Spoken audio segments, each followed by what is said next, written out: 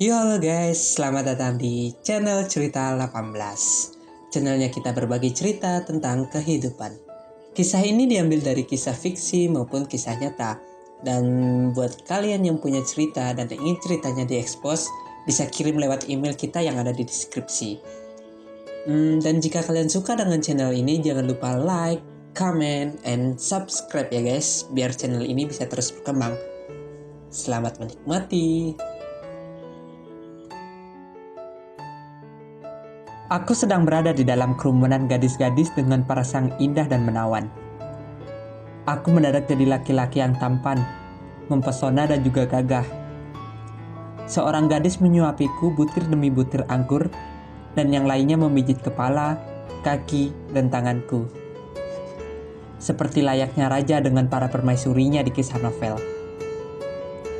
Terdengar suara berat dan agak sedikit serak dari permaisuriku berbisik ke telingaku yang membuat bulu kuduku merinding. Tuan mau yang lebih panas lagi? Kami siap kok melayani Tuan. Dirinya. Boleh, jawabku. Sini Tuan, aku antar Tuan untuk sampai puncaknya. 5 orang permaisuri menghampiri dan memberikan servis yang terbaiknya. Aku benar-benar merasakan nikmat yang tiada duanya.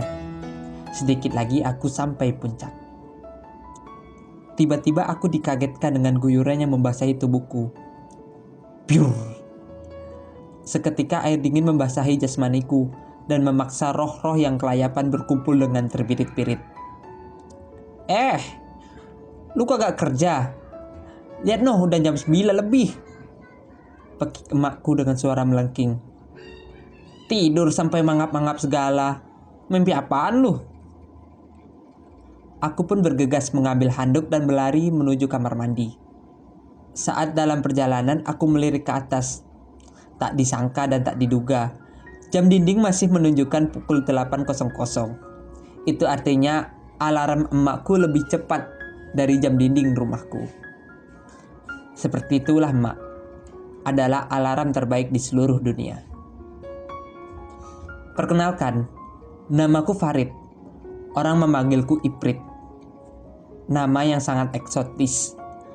Dan yang lebih membagongkan sekali, ketika ada kurir JNT yang hendak mengantarkan paket dan bertanya ke tetanggaku, "Bu, rumah Farid di mana ya?" Tidak ada tetangga yang tahu. Tetanggaku hanya mengenal nama Iprit dan tidak mengenal nama asliku. Karena Iprit adalah nama sedari aku masih balita. Kata emak, aku sendiri yang memanggil Iprit karena masih cadel dan gak bisa bilang Farid.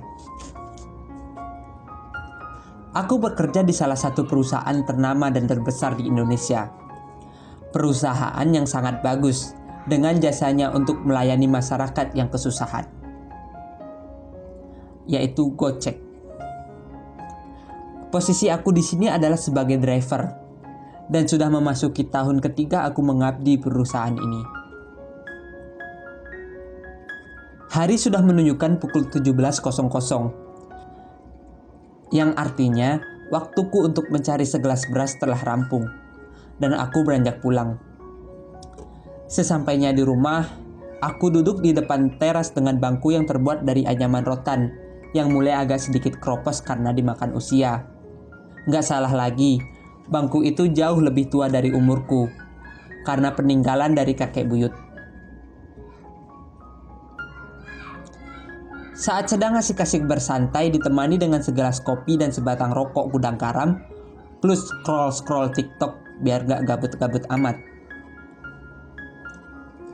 Tiba-tiba aku melihat kakak sepupuku yang hendak numpang mandi di rumahku, karena air di rumahnya mati. Rumah kami gak terlalu jauh, sekitar 3 rumah yang membatasinya. Dinda, itulah namanya. Wanita berusia 32 tahun, memiliki perawakan yang sempurna. Dengan kulit putih, tinggi semampai, dan badan yang berisi. Membuatnya sempat menjadi bunga desa di kampungku sebelum ia menikah. Kalau lihat Dinda sering lupa kalau sudah punya istri, semboyan bapak-bapak kampungku.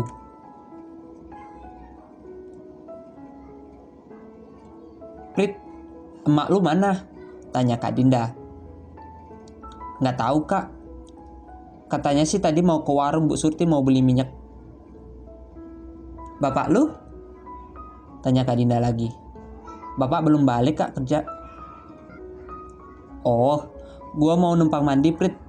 Air di rumah gue mati lagi. Kesel banget gua. Ujar Kak Dinda dengan agak sedikit kesal. Ya udah sono, seperti biasa, 2.000 ya, candaku. Dah, perhitungan banget lu sama saudara sendiri. Kak Dinda pergi meninggalkanku dan langsung menuju kamar mandi. Aku pun lanjut menonton TikTok yang lagi viral. Kayak di Geboy Goyang Mujair. Goyang aduhai mereka membuat si Joniku bangun dan berontak. Tapi apalah daya, aku hanya bujangan yang tidak punya tempat untuk melampiaskan kemarahan si Joniku. Aku hanya bisa menahannya saja. Tiba-tiba terbesit pikiran kotor. Ya, benar, aku memikirkan betapa indahnya punya Kak Indah. Dari luar saja seperti itu. Apalagi dalamnya, gumamku. Tak banyak berpikir, karena hasratku telah memuncak. Aku pun langsung masuk rumah menuju kamar mandi. Dengan mengendap-endap dan memperhatikan langkahku agar tidak menimbulkan suara. Mulai ku ambil sebuah kursi untuk membantuku menjangkau lubang ventilasi. Decak kagumku. Begitu indahnya pemandangan yang kulihat. Apa yang aku bayangkan selama ini jauh berbeda dengan kenyataan yang kulihat hari ini. Ternyata aslinya lebih indah dengan apa yang dibayangkan selama ini. Meski Kak Dinda adalah sepupuku, tapi dia selalu menjadi bahan khayalanku selama ini. Sama seperti bapak-bapak kampungku yang takjub akan keelokan paras dan badan Kak Dinda. Bedanya, aku sekarang bisa melihat langsung keindahan itu. Pepaya yang super jumbo menggantung di dahannya. Hutan yang gundul dan bersih karena dirawat dan dijaga sedemikian rupa, menghasilkan pemandangan yang sangat luar biasa. Saat sedang asik-asiknya, kakiku berasa geli, berasa ada yang merayap. Dan benar saja, seekor kecoa berukuran sedang mencoba masuk ke sarang Joniku. Dan mungkin berniat untuk silaturahmi. Kecoa itu berhasil merobohkan pertahananku. Aku terpeleset dari kursi dan membuatku terjatuh. Cukup keras dentumannya. Ah, gawat. Gue ketahuan nih, ucapku dalam hati. Aku pun langsung berlari menuju teras depan dan duduk seperti semula agar tidak dicurigai. Makasih ya Prit, kakak pulang dulu, ujar Kak Dinda dengan menggosok-gosok rambutnya menggunakan handuk. Aku hanya tersenyum mengangguk dan terheran-heran. Dalam hatiku berkata, hah? Serius demi apa Kak Dinda gak tahu kalau gue tadi jatuh? Cuman ada 2 kemungkinan di sini. Yang pertama, Kak Dinda emang bener-bener gak tahu. Dan yang kedua, Kak Dinda tahu, tapi dia pura-pura gak tahu. Malamnya, aku masih terngiang-ngiang kejadian tadi sore. Merasa menjadi laki-laki yang sangat beruntung kala itu.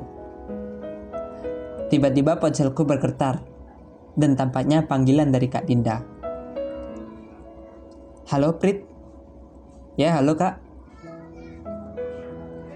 Gue bisa gak minta tolong?